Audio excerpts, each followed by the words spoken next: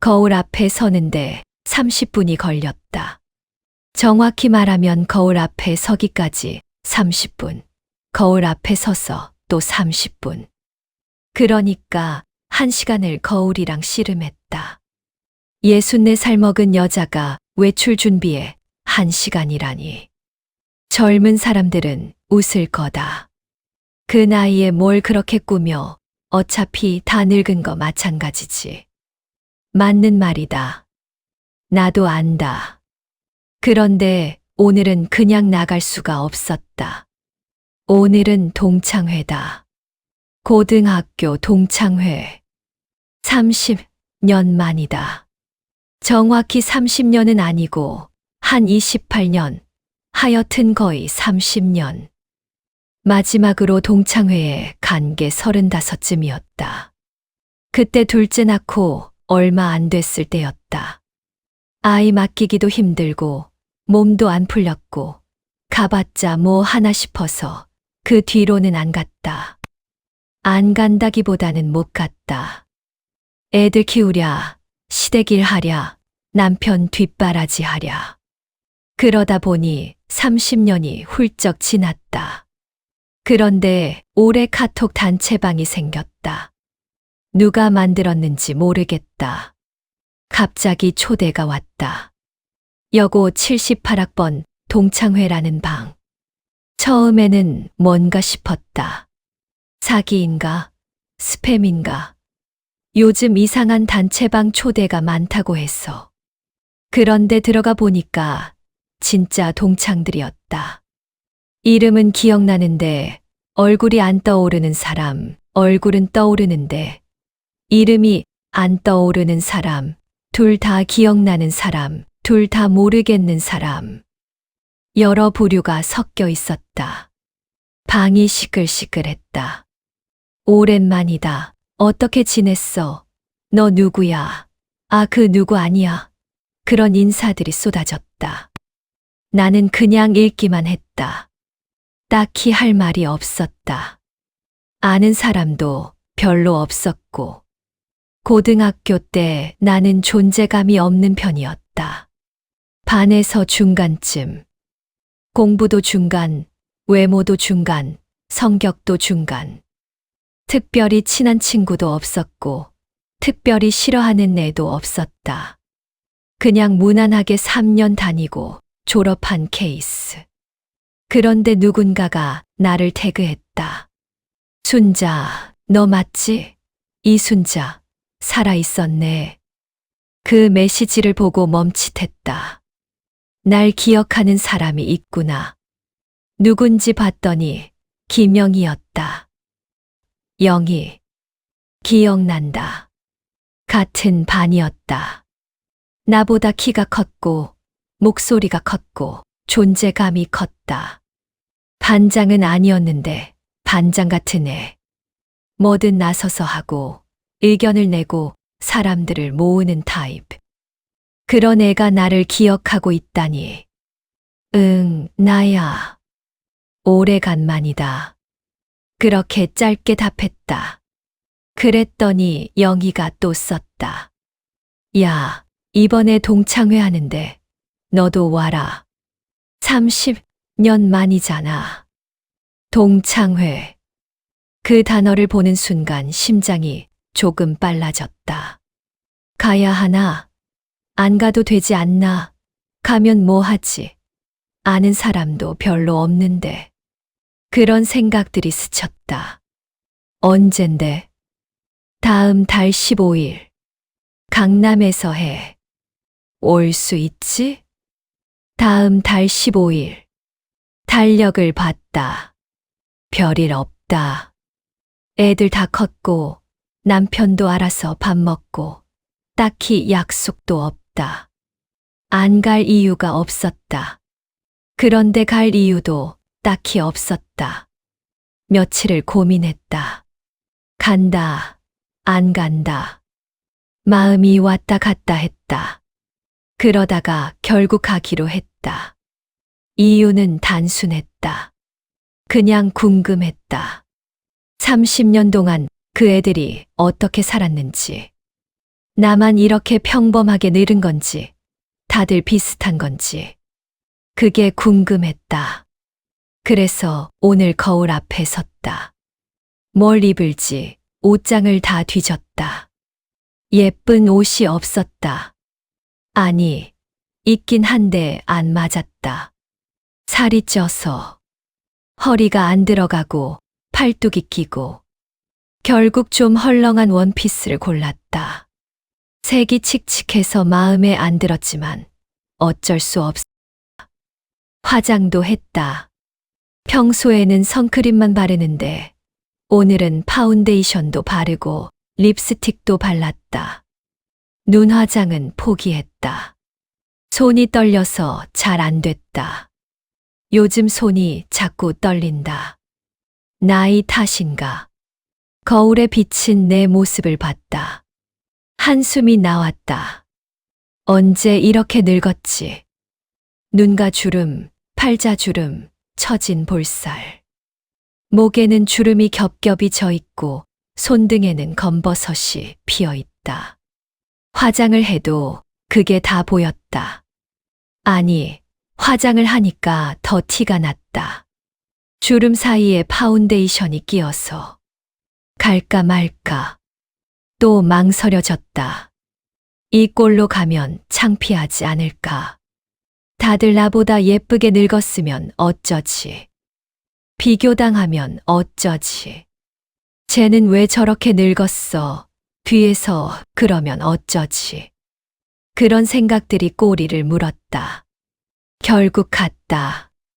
망설이다가 시간이 됐고 안 가면 또 후회할 것 같아서 가서 후회하는 게 나을지 안 가서 후회하는 게 나을지 모르겠지만 가보기로 했다.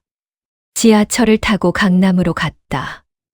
약속 장소는 강남역 근처 한정식집이었다. 좀 비싼 데인 것 같았다. 동창회비가 5만 원이었다. 비싸다고 생각했는데 다들 별말 없이 내는 것 같아서 나도 냈다. 식당 앞에 도착했다. 심장이 두근거렸다. 안 두근거릴 줄 알았는데 64살에 심장이 두근거리다니. 10대 소녀도 아니고 웃기기도 하고 한심하기도 했다. 문을 열고 들어갔다. 안쪽에서 웅성거리는 소리가 들렸다. 예약된 방 쪽으로 갔다. 미닫이 문을 열었다. 어머, 누구야? 순자야? 영희 목소리가 들렸다. 30년 전이나 지금이나 목소리는 그대로였다. 크고 쩌렁쩌렁한 목소리. 나는 고개를 끄덕이며 안으로 들어갔다. 방 안에는 10댓 명의 여자들이 앉아 있었다. 다들 나를 쳐다봤다. 얼굴들을 훑었다. 낯 익은 것 같기도 하고 처음 보는 것 같기도 하고 30년이라는 시간이 모든 얼굴을 바꿔놓았다. 야, 여기 앉아. 영희가 자기 옆자리를 가리켰다. 나는 그쪽으로 가서 앉았다. 앉으면서 주변을 둘러봤다.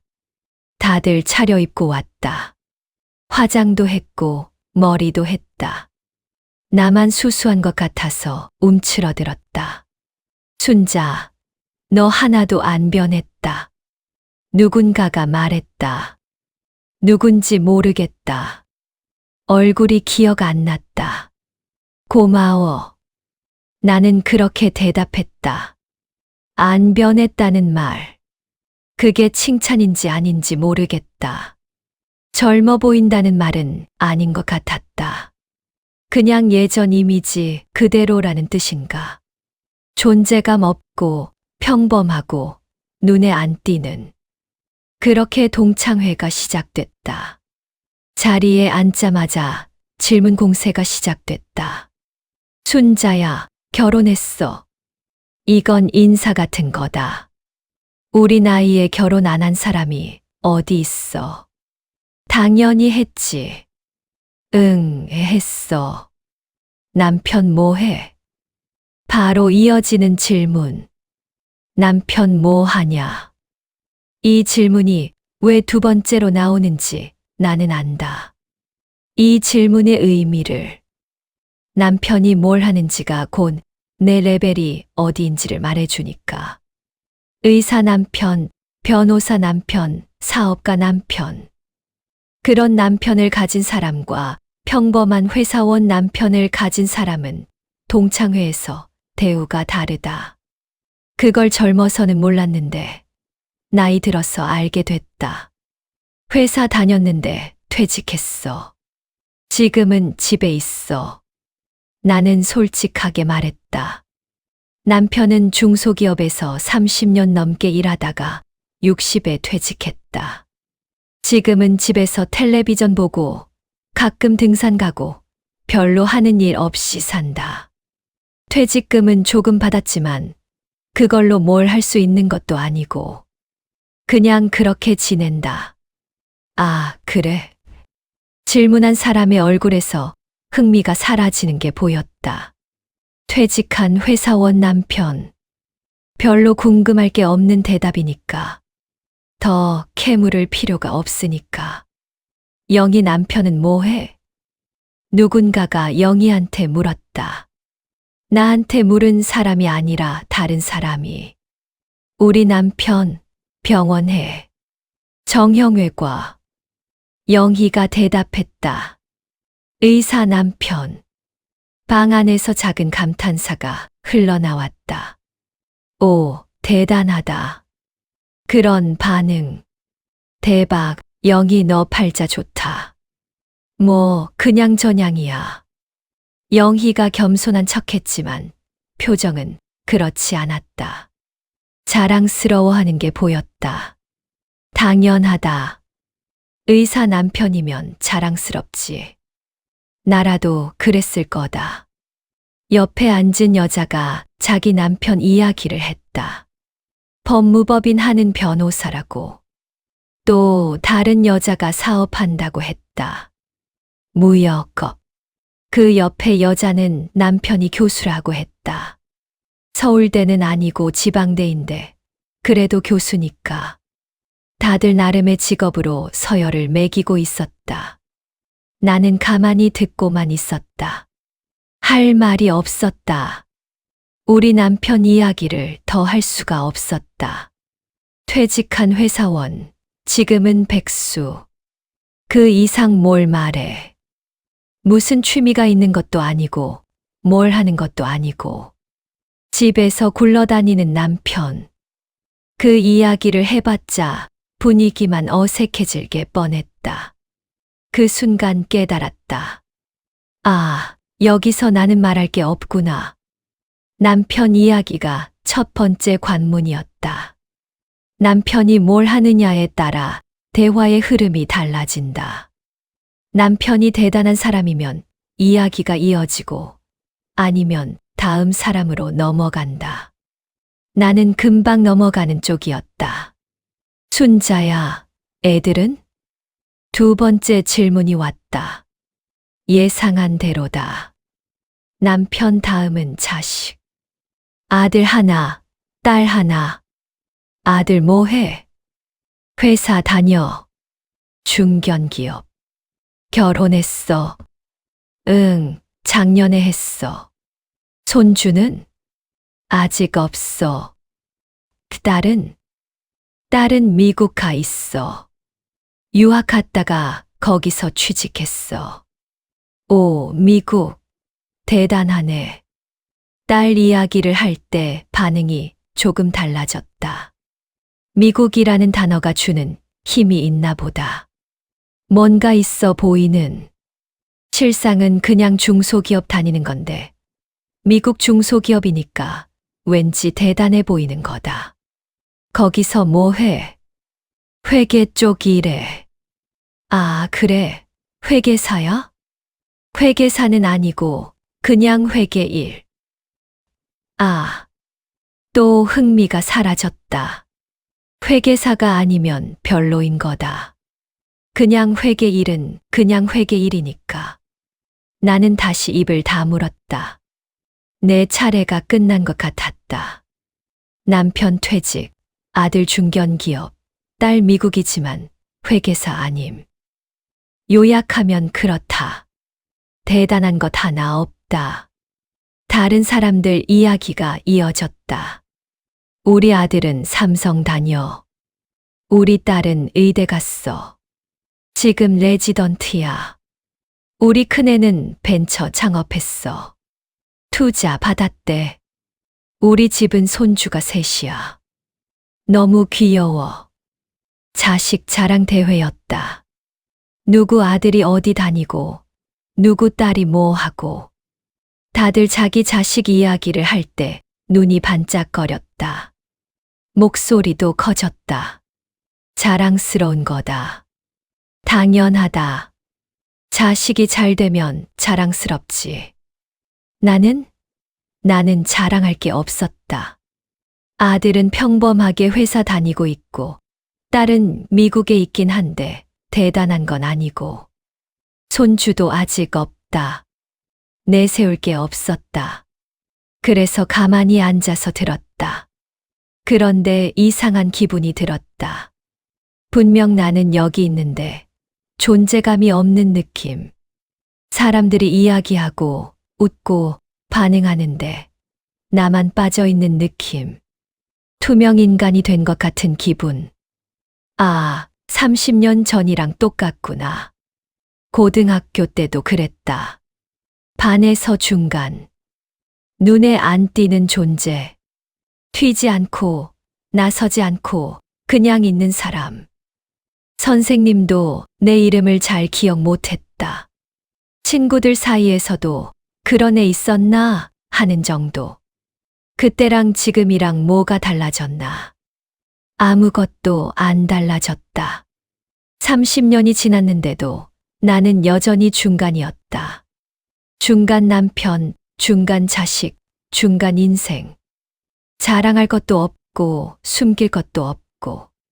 그냥 평범한, 눈에 안 띄는, 이야기할 거리가 없는 사람. 영희가 내 쪽을 힐끗 봤다. 순자야, 너 왜 말이 없어? 응, 아니, 그냥 듣고 있어. 그래, 뭔가 힘든 일 있어. 아니, 없어. 그냥. 그 말밖에 할 수 없었다. 뭐라고 해야 할지 몰랐다. 나도 이야기하고 싶어. 근데 이야기할 게 없어. 라고 할 수도 없고. 영희가 고개를 끄덕이고는 다른 사람한테 시선을 돌렸다. 나는 또 혼자가 됐다. 음식이 나오기 시작했다. 한정식이라 반찬이 많았다. 젓가락질을 하면서도 대화는 계속됐다. 그런데 화제가 바뀌었다. 영희야, 너 피부 진짜 좋다. 뭐해? 외모 이야기가 시작됐다. 나 별로 안 해. 그냥 기본만. 에이, 거짓말. 치리술했지. 안 했어, 진짜. 리프팅 안 했어. 안 했어. 다들 영희 얼굴을 유심히 봤다. 영희는 확실히 젊어 보였다. 주름이 적고 피부가 탱탱했다. 64살 맞나 싶을 정도로. 시술 안 했다는 말은 아무도 안 믿는 것 같았다. 너 보톡스라도 맞았지? 보톡스는 맞아. 그건 인정. 역시. 다들 웃었다. 보톡스. 우리 나이에 보톡스 안 맞는 사람이 어디 있어. 그런 분위기. 나는 안 맞는데. 돈이 없어서가 아니라 굳이 그래야 하나 싶어서. 맞아봤자 얼마나 달라지겠어. 그래서 안 맞는다.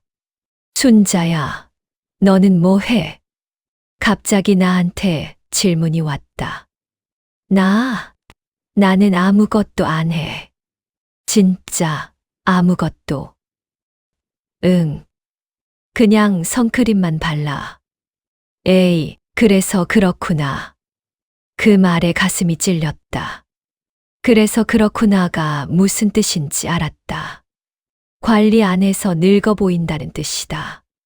직접적으로 말 안 했지만 뉘앙스가 그랬다. 순자야, 너도 좀 해. 요즘 좋은 게 많아. 영희가 말했다. 선의인 건 알겠다. 근데 그 선의가 불편했다. 응, 생각해 볼게. 나는 그렇게 대답하고 고개를 숙였다. 젓가락으로 반찬을 집었다. 입맛이 없었다. 외모 품평회가 계속됐다. 미영이 너는 머리 염색 어디서 해? 색 예쁘다. 강남에 단골 있어. 거기 잘해. 나도 소개해줘. 당연하지. 정수기는 살 빠진 것 같다. 다이어트 했어. 응, 간헐적 단식. 효과 있어. 몇 킬로 빠졌어. 5킬로. 대박. 다들 외모에 대해 이야기했다. 피부, 머리, 몸무게, 옷, 가방. 누가 뭘 들고 왔는지, 그게 얼마짜린지. 은근슬쩍 훑어보는 시선들. 나도 훑어봤다. 영희가 든 가방은 명품 같았다. 로고가 보였다. 어디 건지는 모르겠지만 비싸 보였다. 나는 오늘 그냥 평범한 가방을 들고 왔다. 브랜드도 아닌 그냥 시장에서 산 가방. 아무도 내 가방을 보지 않았다. 볼 필요가 없으니까. 볼 게 없으니까. 한 여자가 말했다. 야, 우리 중에 제일 젊어 보이는 사람 뽑자. 좋아, 좋아. 영희 아니야? 영희가 제일 예쁜 건 맞는데 젊어 보이는 건 미영이 아니야? 그런가? 이런 대화가 오갔다. 누가 제일 젊어 보이냐? 누가 제일 예쁘냐? 그런 순위를 매기는 거다. 놀이처럼. 나는 후보에도 안 올랐다. 당연하다. 나는 젊어 보이지도 않고 예쁘지도 않으니까. 아무도 내 이름을 거론하지 않았다. 관심 밖이었다. 그 순간 드는 감정이 뭔지 잘 모르겠었다. 질투는 아니었다. 영희가 예쁜 게 부러운 건 맞지만 그게 질투까지는 아니었다. 미영이가 젊어 보인다고 해서 배가 아프지는 않았다. 그냥 허무했다. 내가 안 보이는 게, 없는 사람 취급당하는 게, 내가 여기 있는데, 나도 30년을 살았는데, 애 낳고 키우고 살림하고 나름대로 열심히 살았는데, 그런데 여기서 내 존재는 그냥 배경 같았다. 있어도 없어도 상관없는 사람. 젊었을 때도 예쁜 편은 아니었다. 중간이었다. 그래서 외모로 주목받은 적이 없었다. 그때는 그게 당연하다고 생각했다. 예쁜 애들은 예쁜 대로 살고 나는 나대로 사는 거지 뭐. 크게 신경 안 썼다. 그런데 나이 들어서 보니까 그 서열이 계속 이어진다. 젊어서 예뻤던 사람은 늙어서도 예쁘다. 관리를 하니까. 돈이 있으니까. 시간이 있으니까. 나처럼 살림하고 애 키우느라 자기 얼굴 볼 틈도 없었던 사람은 늙어서도 그냥 그렇다. 그게 계속 이어지는 거다. 공평하지 않다고 생각했다. 물론 그건 내 생각일 뿐이다. 세상이 공평하지 않다는 걸 이제 와서 깨달은 건 아니다.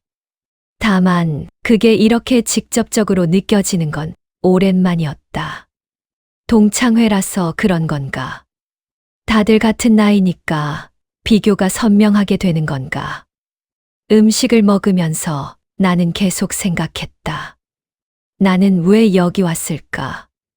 뭘 기대하고 온 걸까? 반가워서, 궁금해서, 아니면 뭔가 확인하고 싶어서. 확인하고 싶었던 것 같다. 30년 동안 내가 잘 살았는지, 다른 사람들이랑 비교해서 어느 정도인지, 그걸 확인하고 싶었던 것 같다. 근데 와보니까 확인이 됐다. 나는 중간이다.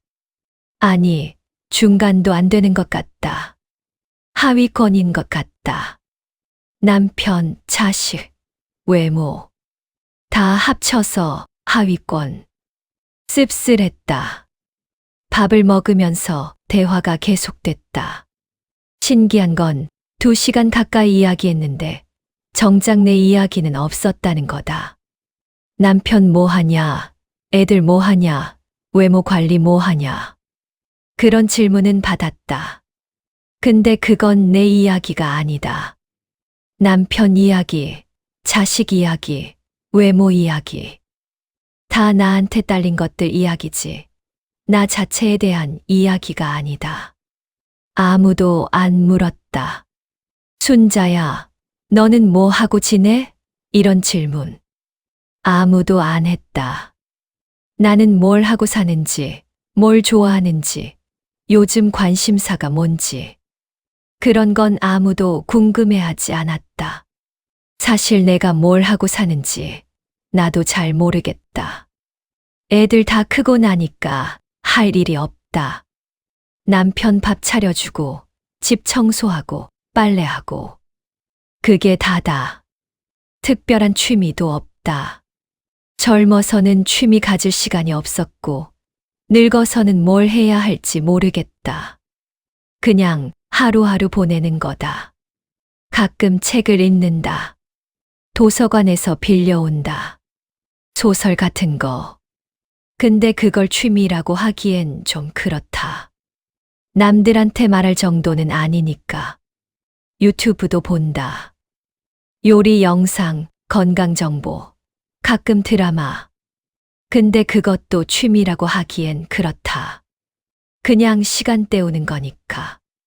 나는 뭐 하는 사람일까? 아내, 엄마, 며느리, 다 남한테 딸린 호칭이다. 나 자체는 뭐지? 이순자라는 사람은 뭘 하는 사람이지? 대답이 안 나왔다. 동창회에서 다들 이야기하는 걸 들으면서 생각했다. 이 사람들도 마찬가지인가? 아니면 나만 이런 건가?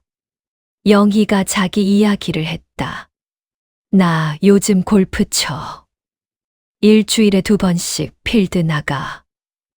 오, 부럽다. 처음엔 힘들었는데 이제 재밌어. 남편이랑 같이 치거든. 남편이랑 골프 치면 좋겠다. 영희는 취미가 있었다. 골프. 그리고 남편이랑 같이 한다. 부부가 함께하는 취미. 드라마에서 보던 거다. 다른 사람도 이야기했다. 나는 요가해. 5년째. 몸이 유연하겠다. 이제 물구나무석이 돼. 대단하다. 요가. 5년. 그것도 취미다. 또 다른 사람. 나는 그림 배워. 수채화. 전시회도 했어. 전시회, 진짜. 응, 작년에. 소규모였지만. 그림. 전시회. 대단하다. 나는 뭐가 있지? 아무것도 없었다. 내세울 만한 취미도 없고, 특기도 없고, 이력도 없다. 30년 동안 뭘 했냐고 물으면 집안일. 그거 하나다. 애 키우고, 밥하고, 청소하고. 그게 다다. 물론 그게 쉬운 일은 아니었다. 애 둘 키우는 거 만만치 않았다. 시어머니 모시느라 고생도 했다. 남편 뒷바라지 하느라 내 시간 없이 살았다. 그런데 그걸 자랑처럼 말할 수는 없잖아. 나 30년 동안 살림했어. 이러면 사람들이 뭐라고 하겠어. 그래서 그거 말고 뭐 이럴 거 아니야. 한 여자가 내 쪽을 봤다. 순자야, 너는 요즘 뭐 해? 드디어 물어봤다. 내가 뭐 하냐고. 나는 잠깐 멈칫했다. 뭐라고 대답하지? 솔직하게 아무것도 안 해. 그러면 분위기 이상해지지 않을까? 나 그냥 집에 있어. 취미 같은 거 없어. 딱히. 심심하겠다. 심심하겠다. 그 말에 가슴이 찔렸다. 심심하다. 맞는 말이다. 나는 심심하게 산다. 딱히 하는 것도 없이.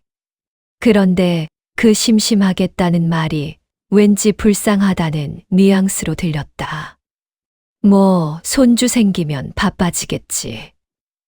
누군가가 말했다. 아직 손주 없다며? 응, 아직. 빨리 생겨야 할 텐데. 손주가 생기면 바빠진다. 그게 내가 기다리는 거다. 손주가 생기면 뭔가 할 일이 생기고, 존재 이유가 생기고, 그래야 살맛이 나지 않겠냐. 다들 그렇게 말한다. 근데 손주가 생기면 뭐가 달라지나? 손주를 돌보는 할머니가 될 뿐 아닐까? 또 누군가한테 딸린 존재. 누군가를 위해 존재하는 사람. 나 자체로 존재하는 게 아니라 갑자기 그런 생각이 들었다. 나는 평생 누군가를 위해 살았다. 어릴 때는 부모님을 위해. 공부 열심히 해서 부모님 기쁘게 해드려야지. 결혼하고는 남편을 위해. 내조 잘해서 남편 성공시켜야지. 애 낳고는 애들을 위해. 애들 잘 키워서 좋은 대학 보내야지. 시어머니 살아 계실 때는 시어머니를 위해. 며느리 노릇 잘 해야지. 나를 위해 산 적이 있나? 기억이 안 난다. 나를 위해 뭘 한 적이 있나? 내가 하고 싶은 걸 한 적이 있나? 없는 것 같다. 항상 남을 위해 살았다. 그런데 그 남들이 다 떠났다. 부모님은 돌아가셨다. 시어머니도 돌아가셨다. 애들은 다 컸다. 남편은 있지만 남편한테 필요한 건 밥이랑 빨래 정도다. 내가 없어도 남편은 살 수 있다. 배달시키면 되니까. 빨래는 세탁기가 하니까. 나는 이제 아무한테도 필요 없는 사람이다. 그 생각이 들자 갑자기 목이 메었다. 동창회장에서 눈물 흘리면 안 되지. 나는 고개를 숙이고 물을 마셨다. 아무도 내 표정을 안 봤다. 다들 자기 이야기하느라 바빴다. 다행이다 싶으면서도 씁쓸했다. 아무도 안 본다는 게. 동창회가 절정에 달했다. 다들 신나서 이야기하고 웃고 떠들었다. 목소리가 점점 커졌다. 화기애애했다. 30년 만에 만나서 그런가. 다들 반가운 것 같았다. 나만 빼고. 나도 가끔 웃었다. 다들 웃으니까 따라 웃었다. 맞장구도 쳤다. 그래, 맞아. 오, 대단하다. 그런 말들. 그런데 웃으면서도 마음은 웃지 않았다. 뭔가 막이 쳐진 것 같았다. 유리벽 하나 사이에 두고 저쪽에서 벌어지는 파티를 보는 기분. 왜 이럴까? 30년 만에 만난 동창들인데 반가워야 하는 거 아닌가? 옛날 추억도 있고 공유하는 기억도 있을 텐데 왜 나만 이렇게 동떨어진 기분이 들까? 생각해보니까 공유하는 기억이 별로 없었다. 고등학교 때 나는 존재감이 없었으니까. 친한 친구도 없었고 특별한 추억도 없었다. 수학여행, 갔던 것 같은데 뭘 했는지 기억 안 난다. 운동회, 그것도 가물가물하다. 같은 시간, 같은 공간에 있었지만 기억이 다르다. 다들 자기만의 추억이 있고 나는 그 추억에 안 끼어 있다. 영희가 말했다. 야, 우리 그때 야자 빠지고 영화 봤던 거 기억나?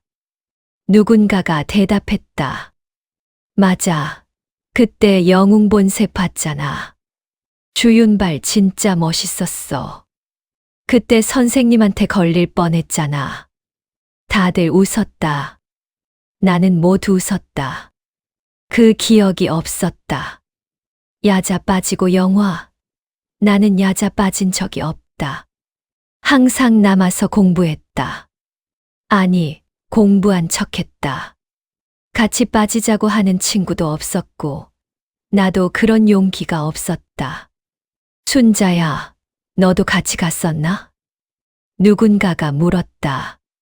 아니, 나는 안 갔어. 아, 그래. 그리고 대화는 다른 사람들 이야기로 넘어갔다. 나는 또 소외됐다. 이런 순간이 계속 반복됐다.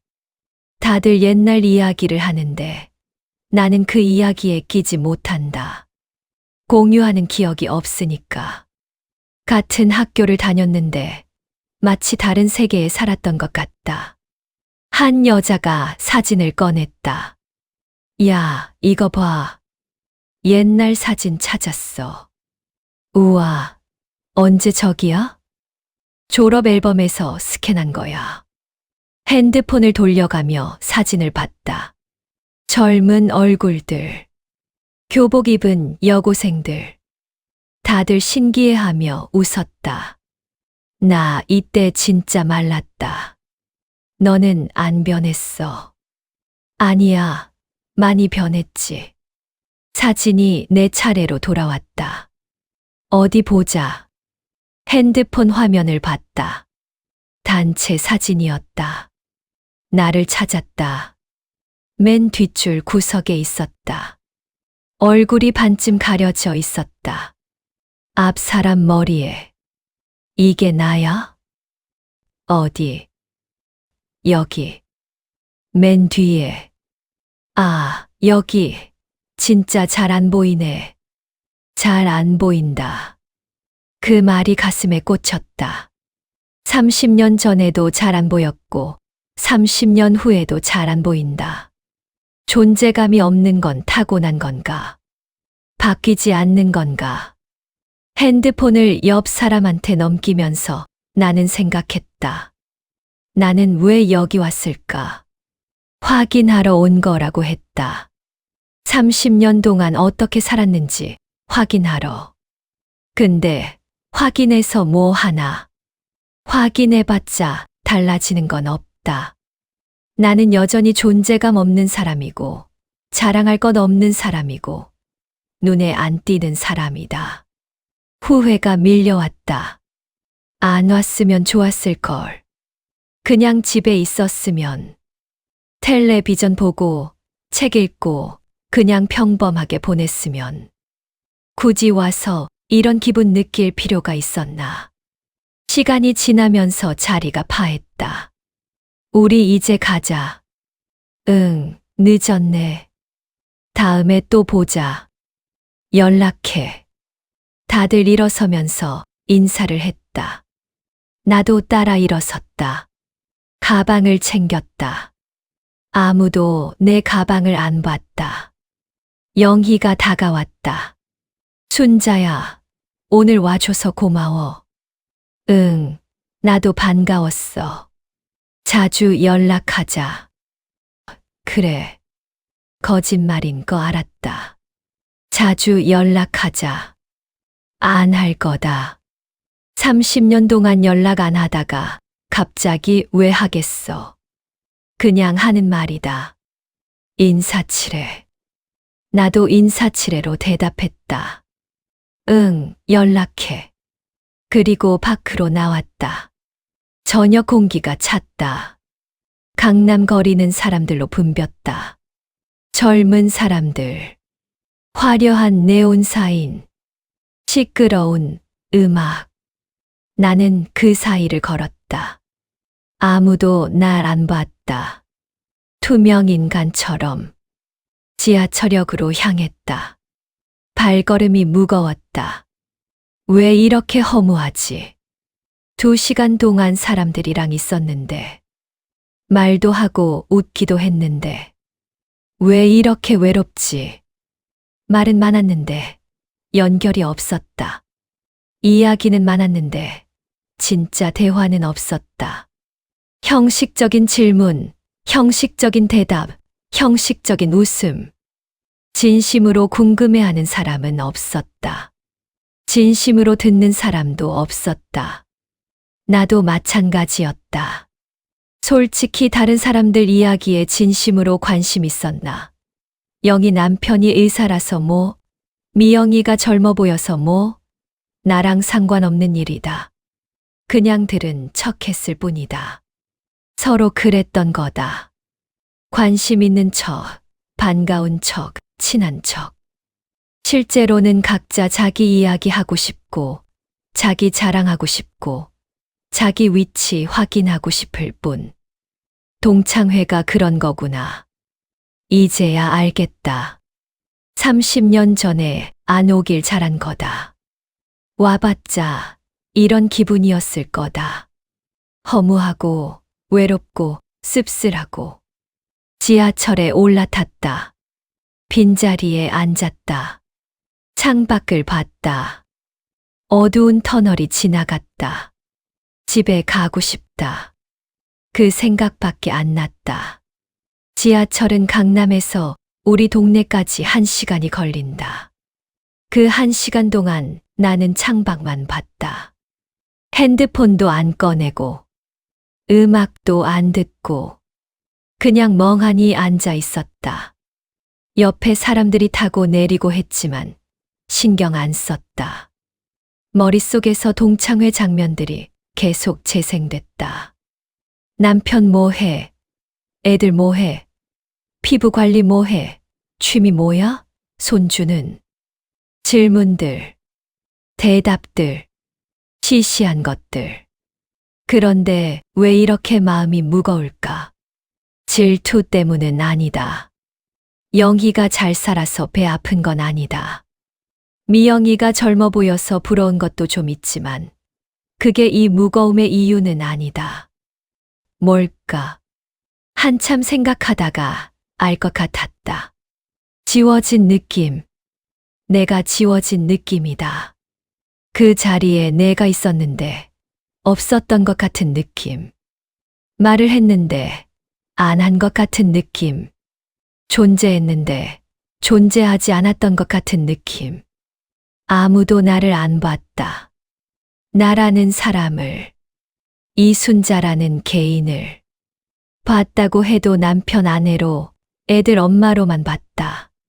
그것도 별로 대단하지 않은 남편의 아내, 별로 대단하지 않은 애들의 엄마로. 나 자체는 없었다. 그게 슬펐다. 질투보다 슬픈 거다. 남이 잘 사는 게 부러운 게 아니라 내가 없는 게 슬픈 거다. 내 존재가 사라진 게 슬픈 거다. 64살 동안 나는 뭘 한 걸까? 애 낳고 키웠다. 맞다. 근데 그게 다야? 그거 말고 뭐? 아무것도 없다. 나를 위한 건 아무것도 없다. 나만의 취미, 나만의 업적, 나만의 이야기. 아무것도 없다. 남편을 위해 살았다. 애들을 위해 살았다. 시댁을 위해 살았다. 그런데 정작 나는 나를 위해서는 뭘 했지? 아무것도 안 했다. 그 사실이 갑자기 무섭게 다가왔다. 내 인생인데 나 없이 살았다. 내 삶인데 남을 위해서만 썼다. 그러다 보니 지금 남은 게 없다. 남편도 이제 내가 딱히 필요 없고 애들도 다 컸고 나는 빈 껍데기만 남았다. 지하철이 흔들렸다. 커브 구간이었다. 나도 흔들렸다. 마음이 눈물이 나려고 했다. 참았다. 지하철에서 울면 안 되지. 이상한 사람 되는 거다. 손수건을 꺼내서 눈가를 눌렀다. 눈물은 안 났다. 다행이다. 근데 가슴이 먹먹했다. 목이 막힌 것 같았다. 우리 동네 역에 도착했다. 지하철에서 내렸다. 에스컬레이터를 타고 올라왔다. 밖으로 나오니 어두웠다. 가로등 불빛, 가게들 불빛, 익숙한 거리. 집까지 걸어갔다. 15분 거리다. 그 15분이 길게 느껴졌다. 발걸음이 무거웠다. 집에 가면 뭐가 있지? 남편이 있다. 텔레비전 보고 있겠지.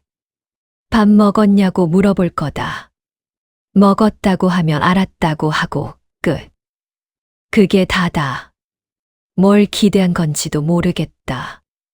남편이 마중 나와 있을 리도 없고, 뭔가 이벤트가 있을 리도 없고, 그냥 평소와 같은 저녁, 같은 일상, 같은 하루.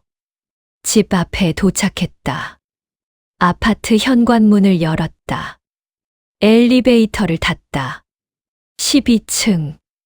우리 집. 문을 열고 들어갔다. 왔어. 남편 목소리가 거실에서 들렸다. 응. 밥 먹었어? 응, 먹었어. 그래. 예상대로였다. 그 이상 대화는 없었다. 남편은 텔레비전 보고 있었다. 뉴스였나, 스포츠였나. 관심 없어서 모르겠다. 나는 방으로 들어갔다. 옷을 갈아입었다. 화장을 지웠다. 거울을 봤다. 화장 지운 얼굴. 피곤해 보였다. 눈이 충혈돼 있었다. 주름이 더 깊어 보였다. 이게 나다. 오늘 하루 고생해서 꾸민 건 다 지워지고 남은 건 이 얼굴이다. 64살의 얼굴. 늙고 지치고 힘없어 보이는 얼굴. 침대에 누웠다. 천장을 봤다. 하얀 천장. 아무것도 없는 천장. 허무했다. 동창회 가기 전이랑 후가 다를 게 없다. 아무것도 달라지지 않았다. 가서 확인한 건 내가 여전히 눈에 안 띄는 사람이라는 것뿐. 그것뿐이다. 그걸 확인하러 갔나. 1시간 걸려서 강남까지 가고 5만 원 내고 밥 먹고 2시간 동안 앉아 있다가 1시간 걸려서 돌아오고. 그렇게 해서 확인한 게 그것뿐이다. 바보 같다. 안 가면 됐잖아. 뭐 하러 갔어? 갈 줄 알면서 왜 갔어? 나한테 화가 났다. 누구한테 화내야 할지 모르겠으니까 나한테 화가 났다. 그날 밤 잠이 안 왔다. 새벽 2시, 3시, 4시. 계속 뒤척였다. 남편은 옆에서 코를 골며 잤다. 평화롭게. 아무 걱정 없이. 나만 깨어 있었다. 동창회 생각이 자꾸 났다. 아까 있었던 일들이 머릿속에서 재생됐다.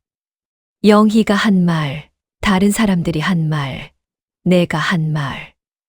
아니, 내가 안 한 말. 내가 안 한 말이 더 많았다. 하고 싶은 말이 있었을까? 있었던 것 같다. 근데 뭐였지? 기억이 안 난다. 그냥 입을 다물고 있었으니까. 들을 게 없어서 입을 닫은 게 아니라 말할 게 없어서 입을 닫았다. 말할 게 없는 사람. 내가 그런 사람이 됐다. 언제부터 이랬을까? 결혼하기 전에는 말이 좀 있었던 것 같다. 회사 다닐 때 조그만 무역회사였다. 사무직이었다. 거기서 일하면서 나름 의견도 내고 아이디어도 냈었다. 회의 시간에 발언도 했다. 그때는 내 말이 있었다.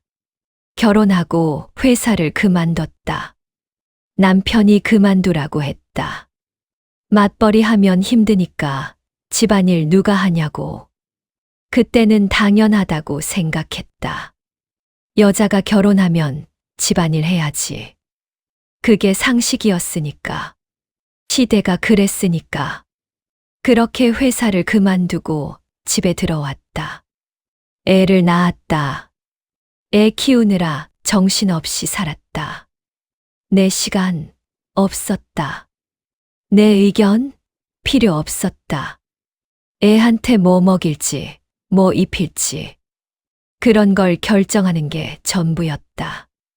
남편은 바빴다. 회사 일로. 집에 와도 피곤하다고 쉬기만 했다. 대화 별로 없었다.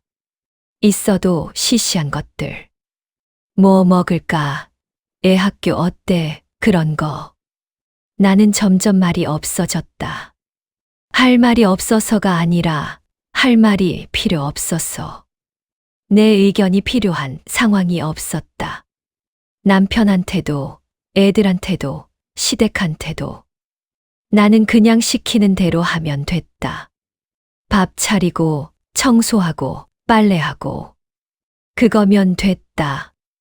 그러다 보니 진짜 할 말이 없어졌다. 내 생각이 뭔지 모르게 됐다. 내 의견이 뭔지 모르게 됐다. 뭘 좋아하는지, 뭘 싫어하는지. 물어보면 대답을 못 하겠다. 글쎄요가 자동으로 나온다. 동창회에서도 그랬다. 누가 물어도 글쎄요, 그냥 별로. 그런 대답만 했다. 구체적인 말이 안 나왔다. 내가 뭘 하고 사는지 말하려고 해도 말할 게 없었다. 언제부터 나는 이렇게 됐을까? 분명 처음부터 이렇지는 않았을 거다. 어릴 때는 뭔가 있었을 거다. 꿈도 있었고 하고 싶은 것도 있었을 거다. 근데 그게 뭐였지? 기억이 안 난다. 새벽 5시. 겨우 잠이 들었다. 아침에 눈을 떴을 때 머리가 아팠다. 잠을 못 자서 그런가? 아니면 어제 일 때문인가? 남편은 이미 일어나 있었다. 거실에서 텔레비전 보고 있었다. 일어났어. 응. 밥 먹어야지. 응. 나는 부엌으로 갔다. 밥을 했다. 반찬을 꺼냈다. 식탁을 차렸다. 이게 내 일이다. 매일 하는 일. 아침에 일어나서 밥하고, 먹이고, 치우고. 그게 하루의 시작이다. 오늘도, 내일도, 모레도. 어제 동창회 어땠어? 남편이 물었다. 의외였다. 남편이 먼저 물어보다니. 그냥, 그랬어. 재밌었어? 글쎄. 또 글쎄가 나왔다. 뭐 했어? 그냥 밥 먹고 이야기했어. 누구 왔어? 영희, 그리고 몇 명 더. 영희가 누구야? 고등학교 때 같은 반이었던 애. 아. 그리고 대화 끝. 남편은 더 안 물어봤다. 나도 더 안 말했다. 밥을 먹으면서 생각했다. 남편도 나를 모른다. 35년을 같이 살았는데 남편은 나를 모른다. 내가 뭘 좋아하는지, 뭘 싫어하는지, 뭘 원하는지 모른다. 관심도 없다. 나도 남편을 모른다. 남편이 뭘 생각하는지, 뭘 원하는지 모른다. 관심 가진 적도 별로 없다. 그냥 같이 사는 사람. 룸메이트 같은. 오래된 룸메이트. 이게 부부인가? 35년 부부가 이런 건가? 다들 이런 건가? 아니면 우리만 이런 건가? 밥을 다 먹고 설거지를 했다. 그릇을 씻으면서 어제 동창회 생각이 또 났다. 남편 뭐해? 애들 뭐해? 그 질문들. 그 질문밖에 없었던 자리. 나는 거기서 아내였고 엄마였다. 나 자신은 아니었다. 집에서도 마찬가지다. 나는 아내이고 엄마다. 남편한테는 아내, 애들한테는 엄마. 그게 내 정체성이다. 그거 말고는 없다. 이순자라는 사람은 어디 갔을까? 예전에는 있었을 텐데. 어딘가에서 사라졌다. 결혼하면서 사라졌나? 애 낳으면서 사라졌나? 정확히 언제인지 모르겠지만 어느 순간 사라졌다. 찾을 수 있을까? 이 나이에 찾는 게 의미가 있을까? 모르겠다. 며칠이 지났다. 동창회 후유증 같은 게 있었다. 며칠 동안 기분이 가라앉았다. 뭘 해도 재미없고 뭘 먹어도 맛없고 그냥 멍하니 시간을 보냈다. 그러다가 문득 생각이 났다. 도서관에 가자. 이유는 없었다. 그냥 집에 있기 싫었다. 밖에 나가고 싶었다. 근데 갈 데가 없었다. 아는 사람 만나기도 싫었다. 그래서 도서관. 걸어서 20분 거리에 구립 도서관이 있다.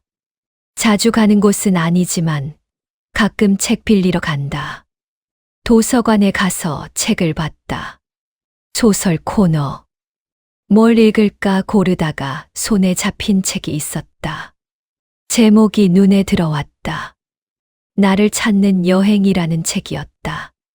어떤 심리학자가 쓴 책. 자기 정체성에 대한 책인 것 같았다. 빌려왔다. 집에 와서 읽기 시작했다. 처음에는 그냥 시간 때우기였다.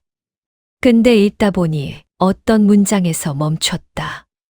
당신은 누구의 아내도 누구의 엄마도 아닌 당신 자신으로서 존재할 자격이 있습니다. 그 문장을 읽고 한참 멍하니 있었다. 당신 자신으로서 존재할 자격. 그런 자격이 나한테 있나? 있다고 하네. 책에서. 근데 어떻게? 책을 계속 읽었다. 다 읽는데 사흘이 걸렸다. 대단한 책은 아니었다. 실용적인 조언들이 있었지만 딱히 와닿지는 않았다. 다만 그 한 문장은 계속 머릿속에 남았다. 당신 자신으로서 존재할 자격. 동창회에서 느꼈던 허무함이 뭔지 이제 조금 알 것 같았다. 나는 거기서 나로 존재하지 못했다. 남편의 아내, 애들의 엄마로만 존재했다. 그게 전부였다. 그래서 허무했던 거다. 그래서 지워진 느낌이 들었던 거다. 근데 그게 내 잘못일까? 아니, 잘못이라기보다는 내가 그렇게 살아온 거다. 나를 지우면서, 남을 위해 살면서, 그렇게 35년을 살았다. 그러니까 지금 남은 게 없는 거다. 그럼 어떻게 해야 하지? 다시 시작하면 되나? 64살에. 늦지 않았나? 모르겠다. 하지만 뭔가 해보고 싶다는 생각이 들었다. 뭔지는 모르겠지만 뭔가. 나를 위한 뭔가. 다음 날 구청 홈페이지를 뒤졌다. 문화 강좌 같은 게 있나 봤다. 있었다. 그림, 서예, 요가, 영어, 컴퓨터. 여러 가지. 뭘 할까? 고민하다가 하나를 골랐다. 글쓰기 강좌. 나의 이야기 쓰기라는 이름의 강좌였다.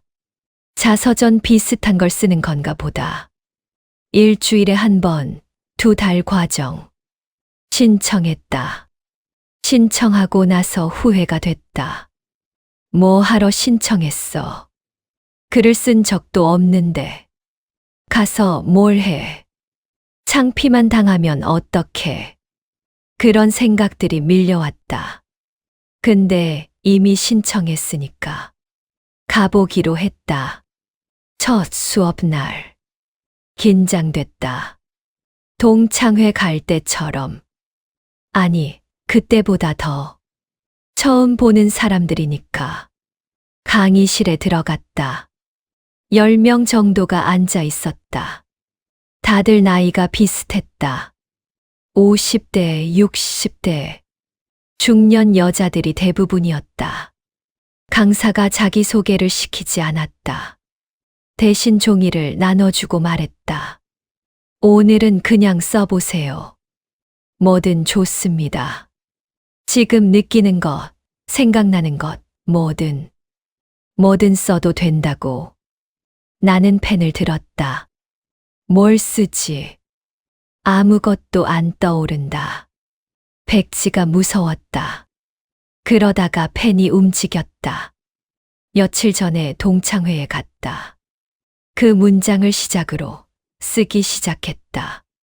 동창회에서 느낀 것들. 남편의 아내, 애들의 엄마로만 존재했던 것. 지워진 느낌, 허무함. 쓰다 보니까 눈물이 났다. 또 눈물이다. 나 왜 이렇게 눈물이 많아졌지? 근데 쓰면서 우는 게 이상하게 시원했다. 답답했던 게 좀 풀리는 것 같았다. 수업이 끝나고 강사가 말했다. 글은 자기 자신을 찾는 도구입니다. 계속 써보세요. 자기 자신을 찾는 도구. 집에 돌아오는 길, 발걸음이 가벼웠다. 동창회 때와는 달랐다. 아직 나를 찾은 건 아니다. 여전히 나는 누구인지 모르겠다. 뭘 좋아하는지, 뭘 원하는지 잘 모르겠다. 근데 찾아보고 싶다는 생각이 든다. 64살에 늦었을 수도 있다. 아닐 수도 있다. 모르겠다. 해봐야 안다. 적어도 동창회에서 느꼈던 그 허무함은 내가 뭔가 해야 한다는 신호였던 것 같다. 이대로 살면 안 된다는 경고. 나는 아직 여기 있다.